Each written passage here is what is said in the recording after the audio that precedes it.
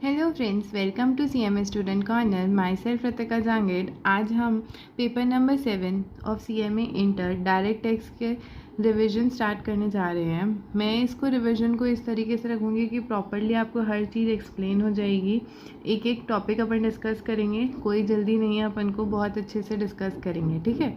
सबसे पहला चैप्टर है अपना basic concepts of income tax, ठीक है। Basic concept of income tax के अंदर सबसे पहले आपको मैं बता देती हूँ कि कौन कौन से बेसिक कॉन्सेप्ट्स हैं जिनके बारे में मैं अभी आपको आगे आने वाले टाइम में पढ़ाऊँगी, ठीक है।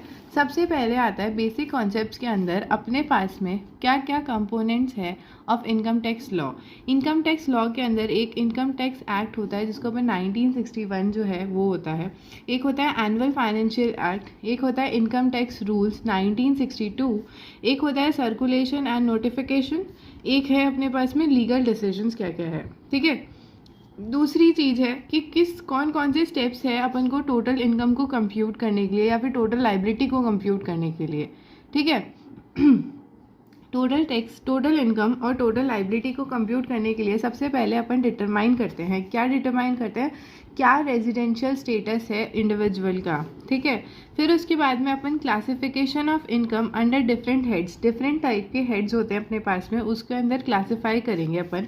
उन क्लासिफिकेशन ऑफ हेड्स के अंदर अपन ये देखेंगे कि कौन सी उन पर्टिकुलर इनकम, जैसे फॉर एग्जांपल सैलरी है तो सैलरी के अंदर सैलरी इनकम का कंप्यूटेशन करेंगे, वैसे ही पर्टिकुलरली हर हेड का कंप्यूटेशन करेंगे।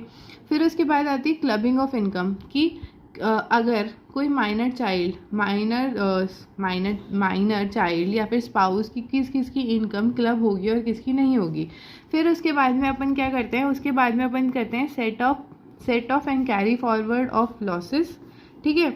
और लास्ट आता है अपने पास में, अपने लास्ट नहीं बट नॉट द लीस्ट, फिर अपने पास में निकल जाती है अपने कि GTI क्या है, कैलकुलेट करते हैं अपन ग्रॉस टोटल इनकम को। जैसे ही अपने पास में ग्रॉस टोटल इनकम आ जाती है, अपन फिर क्या करते हैं, जितने भी डिडक्शंस होते हैं चैप्टर 6 के, तो अपन वो सारे के सारे डिडक्शंस माइनस कर देते हैं। जब डिडक्शन माइनस हो जाते हैं तो अपने पास में टोटल इनकम आ जाती है। उस टोटल इनकम पे अपन टैक्स लायबिलिटी कंप्यूट करते हैं। कैसे, किधर, क्या, अभी आप इतना ज़्यादा मत सोचिए, अभी सिर्फ आप मेरी बात को सुनिए, आपको धीरे धीरे सारी चीज़ें समझ में आ जाएगी, ठीक है। और क्या पढ़ने वाले हैं अपन ये पढ़ने वाले हैं कि कौन कौन सी इंपॉर्टेंट डेफिनेशंस है, जैसे कि असेसमेंट क्या होता है, पर्सन क्या होता है, इनकम क्या होता है, इंडिया क्या होती है, इंडिया की डेफिनेशन क्या है, असेसमेंट ईयर क्या होता है, प्रीवियस ईयर क्या होता है, मैक्सिमम मार्जिनल रेट क्या होती है, एवरेज रेट, ठीक है। Last but not the least अपन क्या पढ़ेंगे इसके अंदर, basic charge and tax rates क्या क्या है, जो चार्जेस ऑफ इनकम टैक्स होते हैं वो क्या होंगे और जो रेट ऑफ इनकम टैक्स है वो क्या होगा। आपको थोड़ा ब्लर दिख रहा होगा, I think, wait I adjust, right, okay. तो चलिए अपन स्टार्ट करते हैं। सबसे पहले अपन इनकम टैक्स पढ़ रहे हैं तो अपन सबसे पहले ये जानते हैं कि टैक्स होता क्या है, ठीक है। टैक्स एक तरीके का कंपलसरी अपने ऊपर एक रिस्पॉन्सिबिलिटी है, एक तरीके की गवर्नमेंट के द्वारा दी गई कि अगर आपकी जो टोटल इनकम है वो टैक्सेबल लिमिट से ज़्यादा है तो उस केसेस में आपको टैक्स पे करना पड़ेगा, ठीक है। टैक्स पे जो होता है, टैक्स इज अ कंपलसरी होती है और ये मॉनेटरी फॉर्म में अंदर अपन को देनी पड़ती है गवर्नमेंट को, ठीक है। जो टैक्सेस होते हैं वो दो टाइप के होते हैं, एक होता है डायरेक्ट टैक्स और एक होता है इनडायरेक्ट टैक्स। जो डायरेक्ट टैक्स है वो अभी अपन पढ़ ही रहे हैं, जिसके अंदर एक तो होता है इनकम टैक्स और एक होता है tax and undisclosed foreign income and assets, ठीक है। और दूसरा होता है अपने पास में इनडायरेक्ट टैक्स, जिसकी मैंने पूरी की पूरी कंप्लीट GST की मैराथन डाल रखी है, जिसके अंदर मैंने हर चैप्टर को पढ़ाया है। कुछ अराउंड 13 वीडियोज़ है जिसके अंदर मैंने कंप्लीट करा दिया है। ओनली 13 आवर्स की रिविजन सीरीज़ है। हमने स्टार्ट करा था 30 आवर्स रिविजन सीरीज़ से GST का, बट लकीली आप लोगों के मोटिवेशन के थ्रू मैंने वो बहुत जल्दी ही कवर कर दिया है।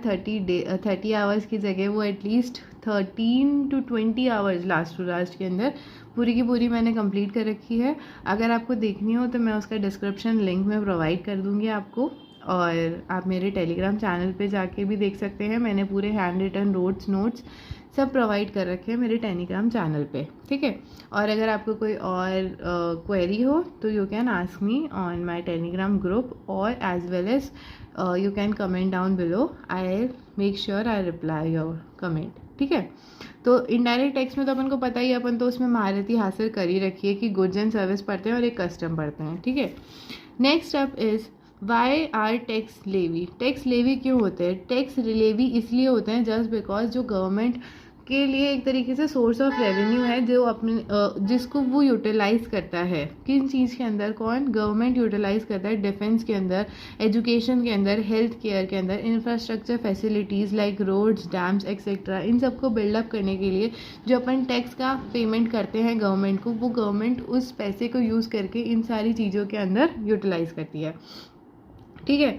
एक आता है अपने पास में power of tax levy. Power of tax levy के अंदर सबसे पहले अपन पढ़ते हैं आर्टिकल नंबर 265। 265 क्या कहता है? Of India of constitution of India provides no tax shall be levy और collected except the authority of law. जब तक लॉ की अथॉरिटी नहीं मिल जाती है तब तक ना तो कोई टैक्स लेवी हो सकता है, ना ही कोई टैक्स कलेक्ट हो सकता है, ठीक है। और ये आप एक बार के लिए सेल्फ रीड कर लीजिएगा। अब इसे पढ़ते हैं अपन, है ना। क्या है? एक सेकेंड, आपको पूरा दिख रहा है? Right. Income tax act 1961। Income tax act 1961 जो है वो फोर्स में आया था 1 अप्रैल 1962 को। दिस एक्ट कंटेन्स 298 सेक्शंस और 14 शेड्यूल्स कंटेन करता है। इसके अंदर जो सेक्शन नंबर 5 है वो अपन को स्कोप ऑफ टोटल इनकम के बारे में बताता है, जिसके अंदर 2 सबसेक्शन है। पहला सबसेक्शन 1 जो है वो अपन को बताता है scope of total income of resident, है ना।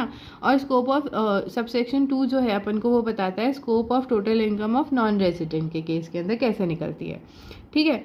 Next up is income tax rules 1962। Income tax act rules जो है वो फॉर्मुलेट करे जाते हैं for the purpose of administration of act by the CBDT, ठीक है। देखिए Section 32 states that depreciation will be allowed as deduction, but the rate of computation of depreciation will be given under rules 5।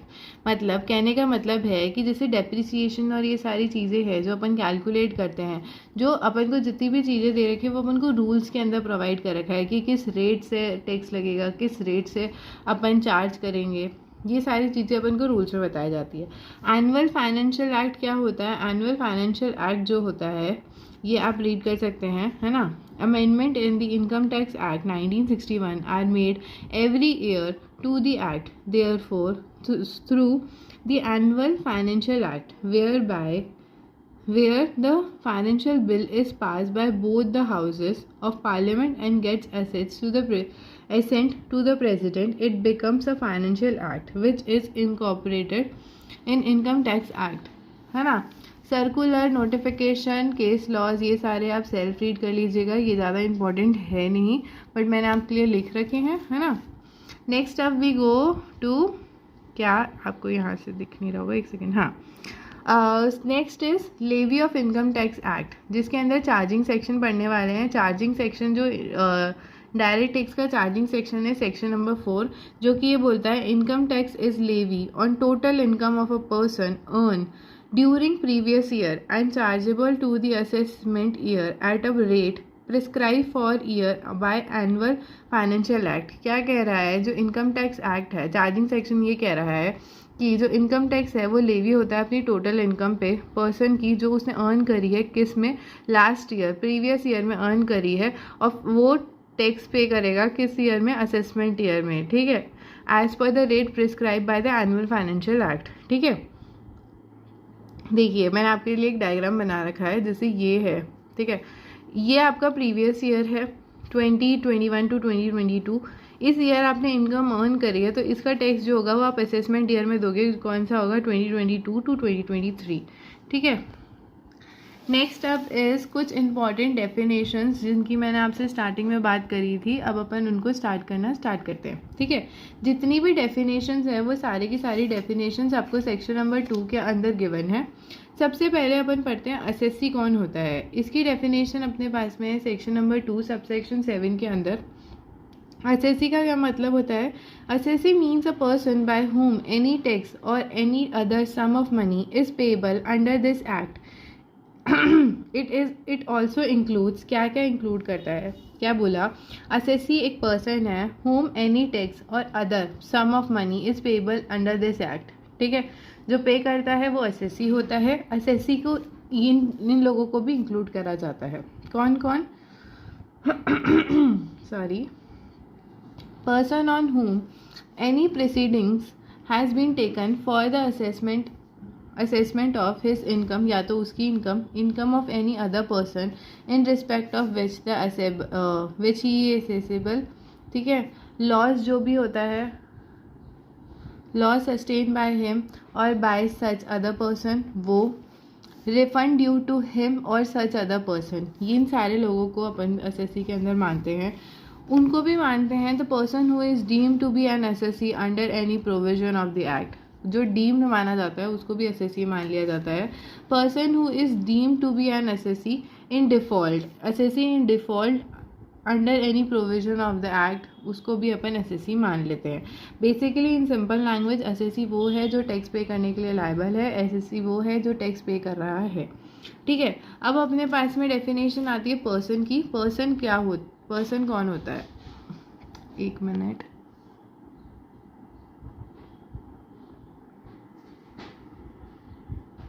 अपने पास में person जो होता है, person एक इंडिविजुअल है, पर्सन एचयूएफ है, पर्सन कंपनी है, पर्सन फर्म है, पर्सन एओपी है, बीओआई है, लोकल अथॉरिटी है और आर्टिफिशियल जुडिशियल पर्सन है। ठीक है, ये सारे पर्सन की डेफिनेशन में इंक्लूड कर रखे हैं।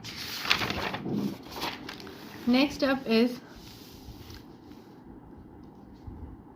अपन कंपनीज को किस वे में क्लासिफाई करते हैं। देखिए, अपन सबको पता है कंपनीज जो होती है वो दो टाइप की होती है, एक होती है डोमेस्टिक कंपनी, एक होती है फॉरेन कंपनी। फॉरेन कंपनी क्या होती है? Foreign company a company which is not domestic company, right. तो डोमेस्टिक कंपनी क्या होती है? डोमेस्टिक कंपनी इंडियन कंपनी होती है। और क्या होती है?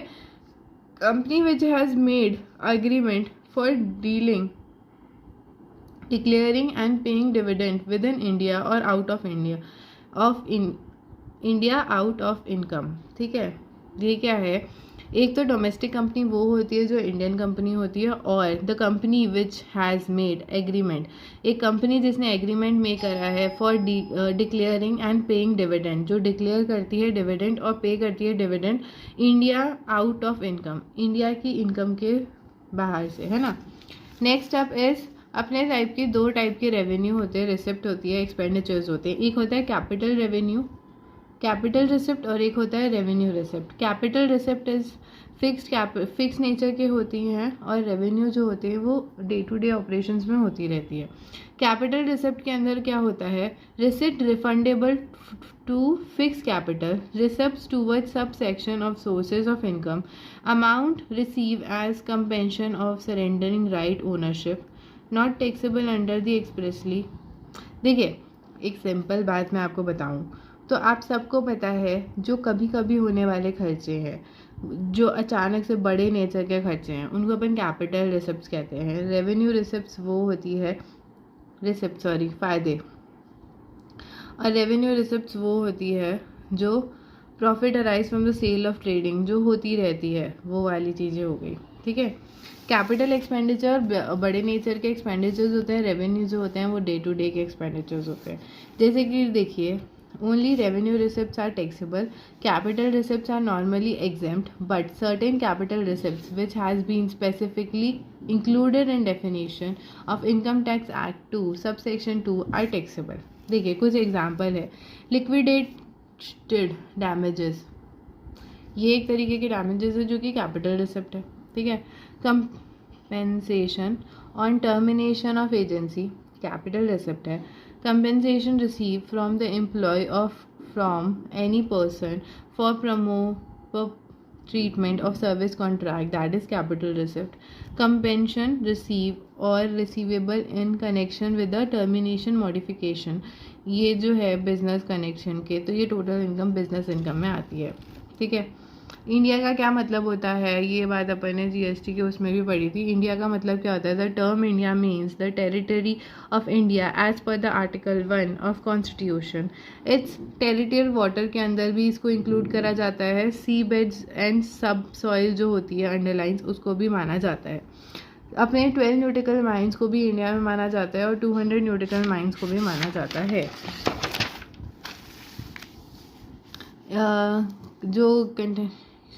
जो ईओ की इकोनॉमिक एक्सक्लूसिव इकोनॉमिक जोन्स होते हैं उनको भी माना जाता है। Any other specified merit time zone जो होता है, एयर स्पेस और इन सबको भी मानते हैं अपन, ठीक है। मैक्सिमम मार्जिनल रेट और एवरेज रेट ऑफ इनकम किसको कहते हैं इनकम टैक्स में? मैक्सिमम मार्जिनल रेट जो होती है और एवरेज रेट ऑफ टैक्स का फॉर्मूला होता है जो भी amount of total income calculate करी है on total income using applicable slab rate, उसको लिखिए, उसको डिवाइड कर दीजिए टोटल इनकम से, तो अपने पास में एवरेज आ जाएगा। और मैक्सिमम मार्जिनल रेट जो होती है means highest slab of income tax include सब, इसके अंदर इंक्लूड करा जाता है सरचार्ज को, ठीक है, specifically in the finance act of relevant financial year in the cases of an individual AOP BOI, ठीक है। लास्ट डेफिनेशन जो है अपने पास में वो प्रीवियस ईयर और असेसमेंट ईयर की है। ये मैंने आपको भी पहले भी बताया, प्रीवियस ईयर वो होता है जिस ईयर में इनकम अर्न करी गई होती है और असेसमेंट ईयर वो होता है जिस ईयर के अंदर अपन इनकम पे टैक्स पे करते हैं, ठीक है। देखिए मैं इसको सबको इतना फास्ट इसलिए ले जा रही हूँ क्योंकि ये जो है ये इतना ज़्यादा इंपॉर्टेंट नहीं है, ये थियोरेटिकल बेसिस पे है और जो क्वेश्चंस आएंगे जो आगे चैप्टर्स हैं उन पे देखने जाएगा, इनके लिए तो आप MCQs एंड ऑल पढ़ सकते हैं, ठीक है। अब आता है ब्लैक मनी के सेक्शंस। ब्लैक मनी के सेक्शंस क्या है? जो कि अनडिस्क्लोज इनकम है, जिसको डीम्ड इनकम है, उसमें क्या होगा? देखिए इसके अंदर सेक्शन आते हैं अपने पास में 69 से लेके 69D तक के। सबसे पहले 68 से सबसे पहले आता है सेक्शन नंबर 68 जो कि है कैश क्रेडिट। देखिए इसके अंदर जो टैक्स रेट लगती है वो 78% टैक्स रेट लगती है। कैसे? 78 में 60% तो इस पर टैक्स रेट होती है, प्लस इसमें 25% का सरचार्ज होता है और प्लस करा जाता है 4% का साज, ठीक है। तो ये पूरी की पूरी बनती है 78% की। सबसे पहले आता है सेक्शन नंबर 68। सेक्शन नंबर 68 जो कहता है वो कैश क्रेडिट कहता है। जब अपनी कोई when any some is found credited in the books of assessee and the assessee offers no explanation offered is not satisfactory in the opinion of the assessing officer, the sum so credited may be charged as income of assessee of previous year। देखिए ये क्या कह रहा है कि अगर आपके कोई अमाउंट बुक्स में क्रेडिटेड दिखा रही है, इनकम दिखा रही है, लेकिन आप उसका कोई एक्सप्लेनेशन नहीं दे पा रहे हो, और अगर आपने कोई एक्सप्लेनेशन दिया भी है और वो असेसिंग ऑफिसर के लिए सेटिस्फैक्टरी नहीं है, तो उस केस के अंदर वो डीम्ड इनकम बन जाएगी, ठीक है। नेक्स्ट अप है सेक्शन 69। सेक्शन 69 का है अनएक्सप्लेन इन्वेस्टमेंट। अगर आपकी कोई अनएक्सप्लेन इन्वेस्टमेंट्स पाई गई है तो उस केस के अंदर उसको डीम इनकम मान लिया जाएगा और 78% से टैक्स लग जाएगा। Next is unexplained money. कोई मनी आपके घर से निकली है, जैसे गोल्ड ज़मीन के नीचे से खोद के निकाल दिए, कहीं से पैसा निकला है तो उसको डीम इनकम मान लेंगे। सेक्शन नंबर 69 सबसेक्शन बी क्या है? Investments etcetera not fully disclose. आपने इन्वेस्टमेंट्स जो है वो डिस्क्लोज तो करे हैं लेकिन फुल्ली डिस्क्लोज नहीं करे, आपने थोड़े बहुत ही डिस्क्लोज करे हैं। सेक्शन 69 सबसेक्शन 3 जो है वो है अनएक्सप्लेन इनकम का। अनएक्सप्लेन एक्सपेंडिचर, सॉरी, वो खर्चे जो कि आपने एक्सप्लेन नहीं करे हैं वो। सेक्शन 69 सबसेक्शन डी जो है वो होता है amount borrow on repaid of hundi promissory note. वो ये सारे जितने भी है ये आपके पास में ब्लैक मनी सेक्शंस है, इनको अपन डीम इनकम भी कहते हैं, है ना। तो इस केस में क्या होता है? The above disclosure income is chargeable to tax at the rate 78%, that is 60% का सरचार्ज प्लस 60% का टैक्स रेट प्लस 25% का सरचार्ज प्लस 4% का health and education charge as per the prescribe law section 115 BBE, ठीक है। ये अपने सारे के सारे ब्लैक मनी के सेक्शंस हो गए। अब इसके बाद में आता है अपने पास में certain cases when income of previous year will be assessed in the previous year itself। क्या है जनरल रूल? ये कहता है income of previous year is assessed in the assessment year follow by the previous year, ठीक है। जो income जो होती है उस पर प्रीवियस ईयर में उसको असेसमेंट ईयर में करते हैं, लेकिन किसी केसेस के अंदर प्रीवियस ईयर के अंदर ही अपन मान लेंगे, ठीक है। कौन कौन सी एक्सेप्शंस है इसके अंदर टू दिस रूल्स क्या है। Case where the income of a previous year is assessed in the previous year itself. ठीक है, सबसे पहले है shipping business of non resident. अगर कोई शिपिंग बिजनेस है नॉन रेजिडेंट का, उस केस में अपन उसी ईयर के अंदर उसको मान लेंगे। पर्सन लिविंग इंडिया, अगर परमानेंटली कोई पर्सन लीव कर रहा है इंडिया को, उस केस में कोई भी AOP BOI या फिर आर्टिफिशियल जुडिरेक्शन पर्सन फॉर्म कर रहा है फॉर द पर्टिकुलर इवेंट के अंदर फॉर द पर्पस, ठीक है, उस केस के अंदर करंट प्रीवियस ईयर में ही इनकम मान ली जाएगी। Next is person likely to be transfer property to avoid tax. अगर कोई पर्सन प्रॉपर्टी ट्रांसफ़र कर रहा है अवॉइड करने के लिए टैक्स के लिए, कोई भी गलती करते हुए पाया जाता है, तो उस केस के अंदर उस पर करंट प्रीवियस ईयर में ही टैक्स के लिए लायबल हो जाएगा। और कोई भी डिस्काउंटेड बिजनेस शटडाउन, अगर कोई बिजनेस शटडाउन हो रहा है उस केस के अंदर, ठीक है। अब आता है कुछ इंपॉर्टेंट पॉइंट्स जो कि अब बेसिकली आपकी पूरी DT से डिपेंड करता है ये, ठीक है। क्या है, कंपोनेंट्स ऑफ इनकम। इनकम जो होती है दो होती है, एक होती है सेक्शन नंबर 10 की इनकम जो कि एग्जेम्प्टेड इनकम है, जैसे कि फॉर एग्जांपल एग्रीकल्चर इनकम, और अभी आगे आने वाले चैप्टर्स में अपन पढ़ लेंगे, ठीक है। और एक होती है टैक्सेबल इनकम। टैक्सेबल इनकम जो है वो अपने पास में 1 2 3 4 5 हेड्स होते हैं, ठीक है। सबसे पहला हेड होता है income from salary. Income from salary जो हेड है उसके अंदर सेक्शन नंबर 15 से लेके सेक्शन नंबर 17 तक अपन पढ़ते हैं। Next up is income from house property, जिसके अंदर सेक्शन नंबर 22 से लेके सेक्शन नंबर 27 तक पढ़ते हैं। Next is income from PGBP, ठीक है, बिजनेस इनकम जो है उसको अपन पढ़ते हैं सेक्शन नंबर 28 से लेके 44D तक। Next is capital gain. Capital gain की इनकम जो होती है वो अपन पढ़ते हैं सेक्शन नंबर 45 से लेके 55A तक। और last up is income from other source जो कि अपन पढ़ते हैं सेक्शन नंबर 56 से 59 तक, ठीक है। इन सब का ग्रैंड टोटल जो होता है ना उसको अपन gross total income that is GTI बोलते हैं, ठीक है। GTI में से अपन डिडक्शन जो भी होते हैं वो माइनस करते हैं। जैसे ही अपन डिडक्शन माइनस कर देते हैं चैप्टर के, तो अपने पास में टोटल इनकम आ जाती है, राइट।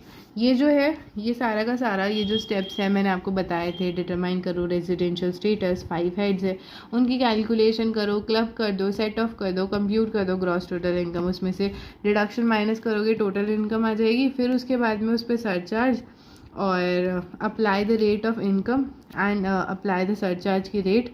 अगर रिबेट वाला केस है तो रिबेट दे दो सेक्शन 87A के अंदर मार्जिनल रिलीफ, और अप्लाई कर दो सैज, ठीक है। और ये सारे करके अपन के पास में आ जाती है, ठीक है। अब देखिए अब कुछ इंपॉर्टेंट पार्ट अपन पढ़ने जा रहे हैं, इससे आपके सारे क्वेश्चंस ऑलमोस्ट सॉल्व होने के लिए बनते हैं, ठीक है।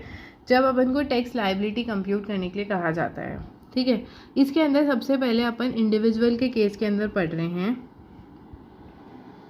इंडिविजुअल के केस क्या है, एक है individual HUF AOP BOI artificial जुडिरेक्शन पर्सन।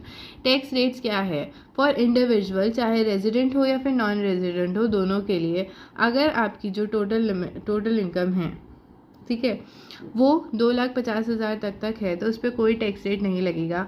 2,50,000 से ऊपर से लेके 5 लाख तक 5% की रेट पे लगेगा। 5 लाख से लेके 10 लाख तक 20% की रेट से लगता है। और 10 लाख से भी अगर ज़्यादा की टोटल इनकम है तो उस केस में अपने 30% से टैक्स रेट लगती है, ठीक है। अब इसके अंदर 2 केसेस और आते हैं, एक होता है सीनियर सिटीजन और एक होता है super senior citizen. Senior citizen जो होते हैं वो 60 ईयर्स और उससे मोर के होते हैं, और सुपर सीनियर सिटीजन जो होते हैं वो 80 ईयर्स और उससे ज़्यादा के होते हैं। सबसे पहले अपन सीनियर सिटीजन का केस पढ़ते हैं। सीनियर सिटीजन के केस के अंदर अगर आपकी इनकम टोटल इनकम जो है अप टू 3 लाख है तो उस केस में कोई टैक्स रेट नहीं लगेगी। अगर 3 लाख से 5 लाख है तो 5% लगेगी। अगर 5 लाख से 10 लाख तक है तो 20% लगेगी। और 10 लाख से ज़्यादा है तो उस केस के अंदर 30% की रेट से टैक्स रेट लगेगी, ठीक है। Next is super senior citizen के केस में क्या होता है, उसके अंदर अगर आपकी टोटल इनकम 5 लाख है ना, और तो उस केस में तो नील लगेगी, कोई टैक्स रेट नहीं लगेगी। अगर 5 लाख से 10 लाख है तो 20% की रेट से आप पे लगेगा, और अगर 10 लाख से ज़्यादा है तो 30% की रेट से लगेगा।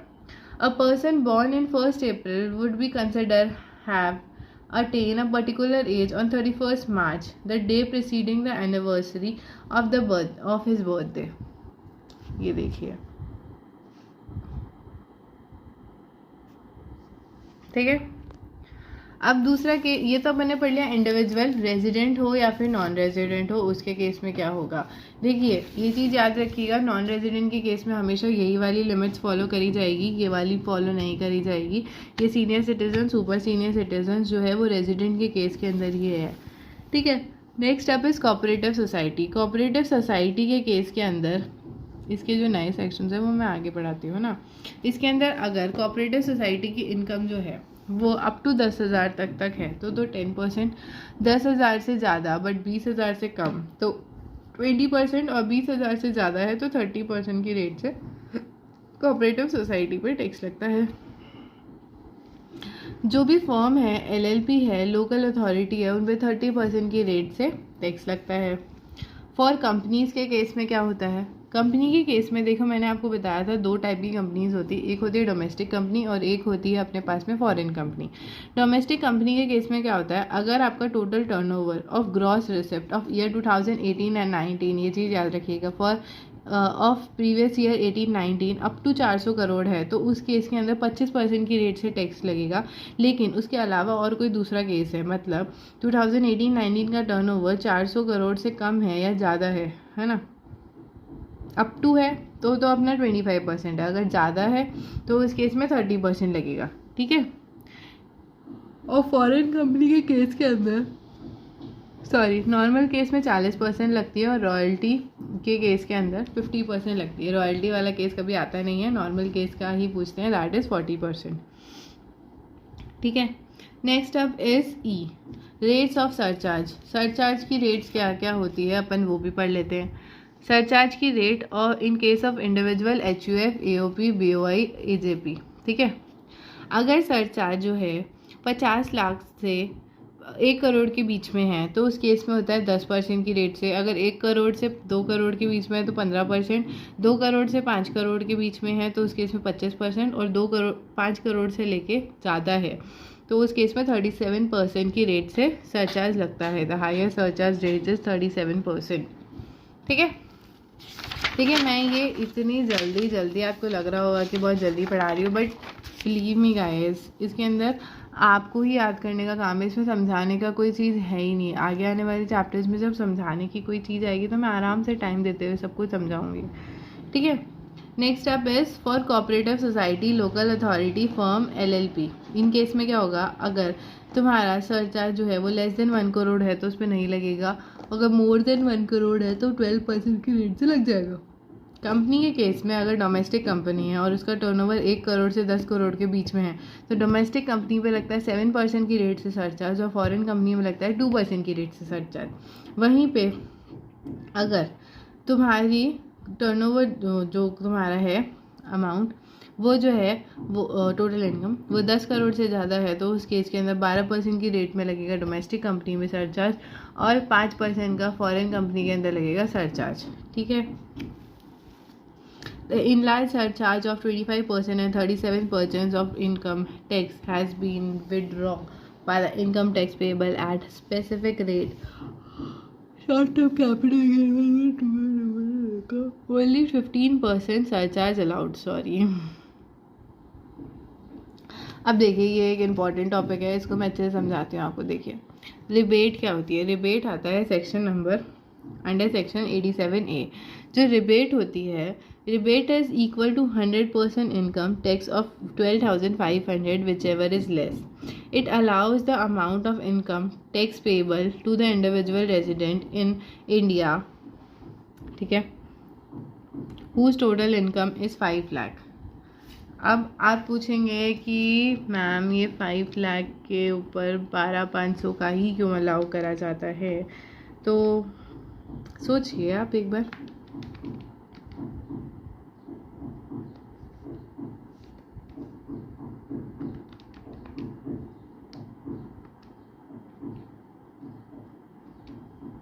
क्या हुआ नहीं पता चला? देखिए मैं बताती हूँ। देखिए कैलकुलेटर है अपने पास में, मैंने आपको क्या कहा था, अगर टोटल इनकम 5 लाख है उसके अंदर से 2,50,000 तक की जो इनकम होती है उस पर तो टैक्स लगता नहीं है, तो उस पर रिमेनिंग कितना बचा, 2,50,000।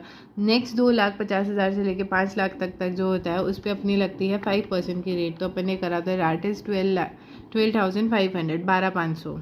ठीक है, तो या तो तुम 100% जो भी तुम्हारा टैक्स पेबल हुआ है वो कर लो, या फिर 12,500 विच एवर इज लेस जो होगा उसकी रिबेट मिल जाएगी। लेकिन रिबेट तभी मिलेगी जब जो तुम्हारी टोटल इनकम है वो 5 लाख से कम हो।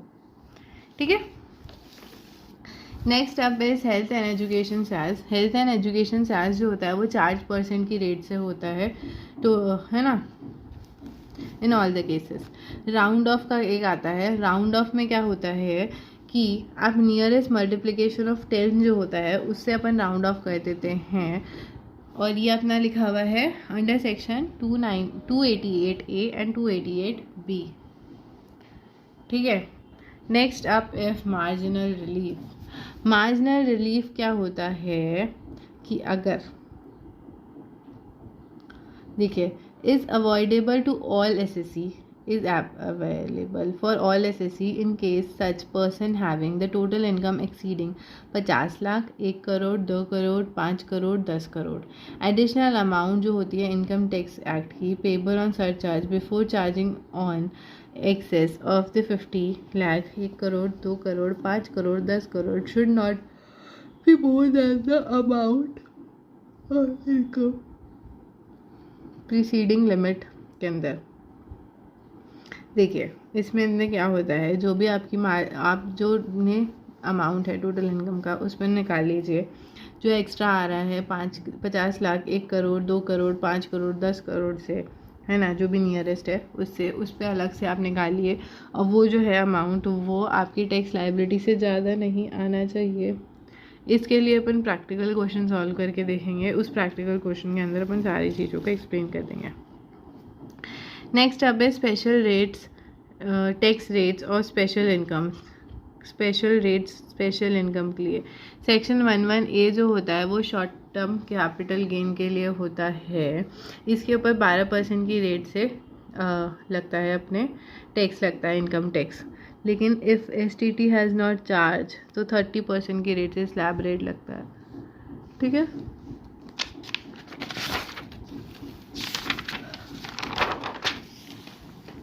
नेक्स्ट सेक्शन है सेक्शन नंबर 112।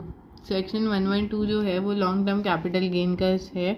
जनरल रेट तो 20% होती है for resident, no basic exemption limit for non resident. ठीक है, और नॉन रेजिडेंट के केस के अंदर 10% जो होता है उसका इंडेक्सेशन अलाउ हो जाता है, एग्जाम्प्टेड लिमिट। ठीक है, benefit of 10% tax withdraw, taxation of 20% tax with indexation is only available on listed shares, zero coupon bonds, 20% tax with the incidental compulsory of mutual funds।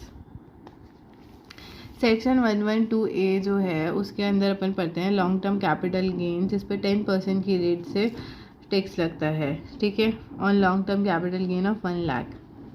ठीक है, इस पर कोई रिबेट अलाउ नहीं होता।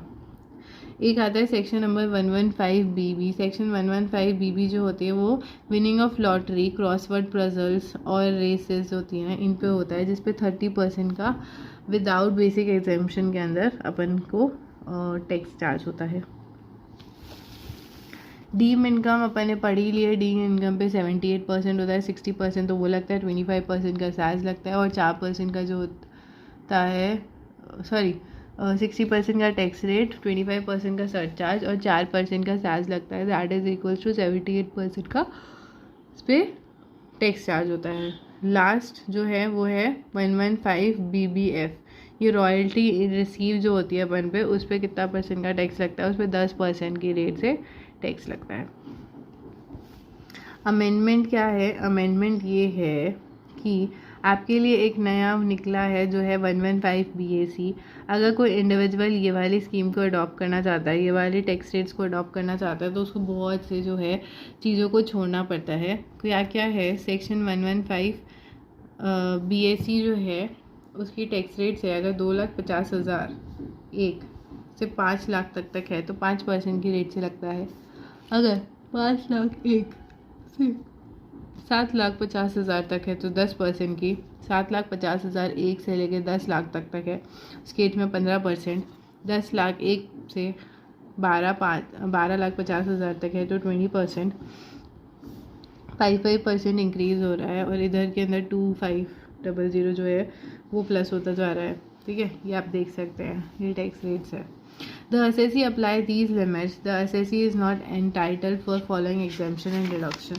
अगर assessee जो है वो 115 BAC अडॉप्ट करता है तो उस केस के अंदर वो इन सारे एग्जाम्पन्स को लेने के लिए एप्लीकेबल नहीं होता, जैसे कि लीव ट्रैवल कंसेशन अलाउंस जो होता है, हाउस रेंट अलाउंस जो होता है, HRA अलाउंस जो एग्जेम्प्ट होता है ना, जैसे ट्रैवलिंग अलाउंस, कन्वेंस अलाउंस, ये सारे जो अलाउंस MP MLA के मिलते हैं वो, अगर कोई माइनर इनकम होती है उसका अलाउंस नहीं मिलता है ना, डिडक्शन नहीं मिलता उसको सेल्स यूनिट का, स्टैंडर्ड डिडक्शन जो होता है 50,000 का, एंटरटेनमेंट अलाउंस जो होता है वो नहीं मिलता, इंटरेस्ट जो रिसीव होता है सेक्शन 24 के अंदर हाउस प्रॉपर्टी के अंदर सेल्फ प्रॉपर ऑक्यूपाइड प्रॉपर्टी पे वो नहीं मिलता, जो भी एडिशनल डेप्रिसिएशन होता है वो अलाउ नहीं करा जाता है उस पर, various deduction for donation for expenditures वो होते हैं वो नहीं करा जाता, कोई भी डिडक्शन जो साइंटिफिक रिसर्च के लिए हुआ है वो नहीं अलाउ होता, any deduction under chapter 6A जो 80 से वाले सेक्शंस है वो वाले अलाउ नहीं होते, ये सारे जो है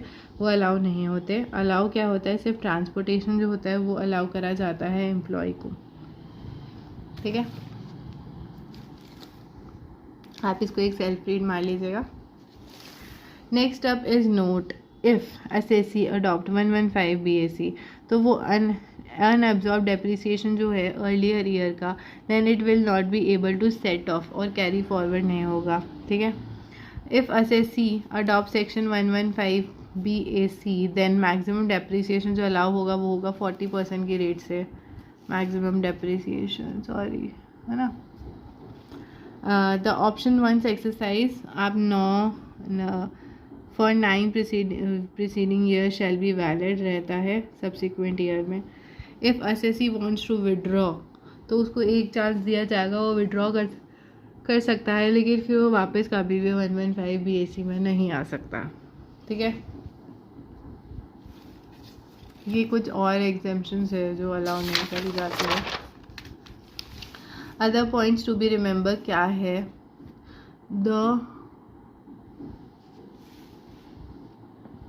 option is to be exercise only with the return of income to be furnish, अपनी 139 के अंदर रिटर्न फर्निश हो जानी चाहिए तभी अलाउ करी जाएगी। सेक्शन 115 JC जो है मैट वाला वो not apply to such individual, नहीं होना चाहिए। सेक्शन 115 JC AMT जो है ऑल्टरनेट मैक्सिमम टैक्स एप्लीकेशन जो है वो टू अदर कंपनीज वो एप्लीकेबल नहीं होना चाहिए उस पर। 115 JC जो कंपनी कैरी फॉरवर्ड करती है और सेट ऑफ करती है AMT क्रेडिट को या फिर इंडिविजुअल HUF जो बिजनेस कैप करता है उसको, उनको अलाउ नहीं है। ठीक है, सेक्शन 115 BAD क्या है, ये कोऑपरेटिव सोसाइटी के अंदर सेक्शंस है। इसके अंदर क्या कहा है, इसके अंदर एक कंसेशनल रेट लग जाती है 22% प्लस 10% का रेट से सरचार्ज लग जाता है। कुछ कंडीशंस है इसकी जो की होती है, जो ऑप्शन है ना exercise can not be withdraw, एक बार अगर आपने ये ऑप्शन एक्सरसाइज कर लिया आप विड्रॉ नहीं कर सकते। The option is exercise in prescribe manner में करना पड़ेगा, आपको रिटर्न फर्निश करनी पड़ेगी, अगर आपने रिटर्न फर्निश नहीं करी है तो यू आर नॉट एप्लीकेबल। ठीक है, सेक्शन 115 JC जो AMT है वो अपने अपनाए नहीं होना चाहिए। जो एग्जेम्पशंस है वो आपको फॉरगॉन करना पड़ेगा, भूलना पड़ेगा कौन कौन सी। जो सैस की एग्जेम्पशन है एडिशनल डेप्रिसिएशन जो आपको section number 32 subsection 1 clause 2A के अंदर मिलता है वो। जो डिडक्शन आपको मिलती है सेक्शन 32AD 33AB 33ABA के अंदर, और various deductions for donation for a expenditure. ठीक है, ऑन साइंटिफिक रिसर्च पे जो आपने लगाया है। डिडक्शन जो अपन को मिलता है सेक्शन 35AD का, 35 CCC का, या फिर कोई भी डिडक्शन जो आपको चैप्टर नंबर 6A से मिलता है, अदर देन कौन सा 80 JJAA और ATLA, ये 2 डिडक्शंस को छोड़ के ये अपन डिडक्शंस आगे पढ़ेंगे। No set off losses and depreciation carry forward earlier year attainable for the deduction. अगर कोई भी सेट ऑफ अपन ने या फिर लॉस करा या डेप्रिसिएशन को कैरी फॉरवर्ड कराया, अपन में उसका नहीं ले पाएंगे। इसी के साथ में मैंने फर्स्ट चैप्टर का जो आपको रिवीजन है, जितना भी थ्योरेटिकल प्रोविजंस है, मैंने वो आपको सारे के सारे पढ़ा दिए हैं। अब इनको अच्छे से समझ चुके हैं। आपको लग रहा होगा कि आपको नहीं आया अगर, तो आई रिक्वेस्ट कि आप इस वीडियो को 1-2 बार देखिए। इस वीडियो के अंदर बेसिकली देखा जाए तो सबसे ज़्यादा काम की चीज़ क्या है, मैं आपको वो बता देती हूँ। देखिए, एक तो आप ये वाला सेक्शन जो है 115 BAC, इसको अच्छे से पढ़िएगा। इसके अंदर क्या क्या प्रोविजंस है कि क्या क्या चीज़ों को फॉरगॉन करना पड़ेगा, वो अच्छे से पढ़िए। अब इसके अंदर सेक्शन 11A जो है शॉर्ट टर्म कैपिटल गेन, और सेक्शन नंबर 112 जो है लॉन्ग टर्म कैपिटल गेन, उसको पढ़िए अच्छे से। जो रिबेट वाला टॉपिक है उसको अच्छे से पढ़िए। और जितनी भी ये टैक्स रेट्स हैं, कंपनी इंडिविजुअल के केस में, कोऑपरेटिव में, LLP सरचार्ज की क्या रेट्स है, और कोऑपरेटिव सोसाइटी की सरचार्ज की क्या रेट है, ये सारी चीज़ें आप अच्छे से पढ़िए, है ना। बस यही इंपॉर्टेंट है, बाकी इसमें कुछ भी नहीं है। जितनी भी टैक्स रेट्स है आप उनको ध्यान में रखते हुए अपना पूरा का पूरा रिवीजन कर सकते हैं, और इसी के साथ में आप अपने क्वेश्चंस भी आराम से सॉल्व कर सकते हैं। आप स्टडी मटेरियल से क्वेश्चन सॉल्व करने के ट्राई करिए, और अगर आपको कोई क्वेश्चन का सॉल्यूशन नहीं मिल रहा है या नहीं आ पा रहा है, तो आप मुझसे टेलीग्राम चैनल पे पूछ सकते हैं। मैं आपको अच्छे से रिप्लाई करूँगी, कोशिश करूँगी, है ना। और अगर आपको मेरी वीडियो अच्छी लगी हो तो thank you, and please like, share and subscribe. Thank you.